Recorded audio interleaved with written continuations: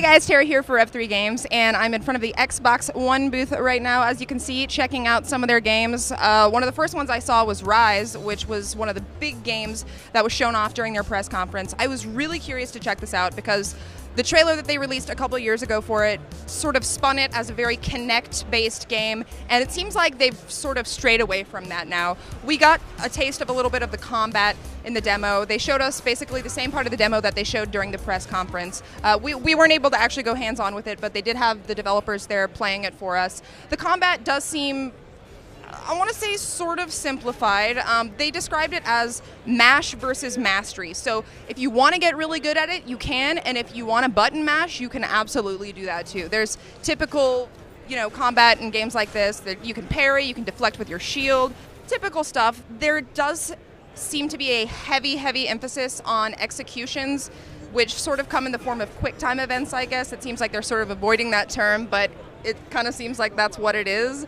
But it is not necessary to beating the game. You don't have to do any of those quick time events if you want. Apparently it just sort of helps you out, and it gives you health or something. It seems like rather than a really involved and complex fighting game, they're spinning this more as a cinematic experience. Apparently all of the story characters have had motion capture done. They've got a lot of famous actors in there from like Game of Thrones and shows like that. And there's over 100 different specific execution animations. So every time you execute somebody, not every time, but a lot of the time, you're going to be seeing something new that you've never seen before. They also have the SmartGlass companion app for it, which actually has a really cool feature. It lets you view a nearby enemy and sort of get a preview of what an execution of that person would be like. So you can see like, oh, there's an environmental kill over here. I'm going to go do that, I wonder what that would look like. The Kinect obviously was a huge question about this game. Like I said, it seems like they've sort of strayed away from that. A lot of it's going to be voice control, I think.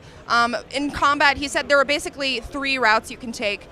You can do entirely controller-based gameplay if you want.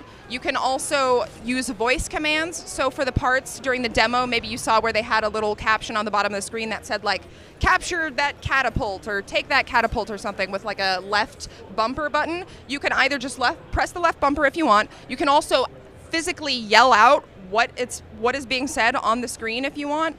Or you can actually, in certain contextual situations, make a motion that sort of implies what you want to do. So like if you are trying to command your troops over there or something, you can actually just like move your arm and they'll go, which is kind of interesting, I think. This definitely seems like a better application of Kinect than what they showed off in that first trailer with a guy looking like he was doing the robot or something. That was awful.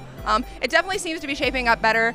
It's not quite what I expected, but I am curious to see more about this and actually get my hands on it. We're going to have tons more impressions from the show floor today, so make sure you're subscribed.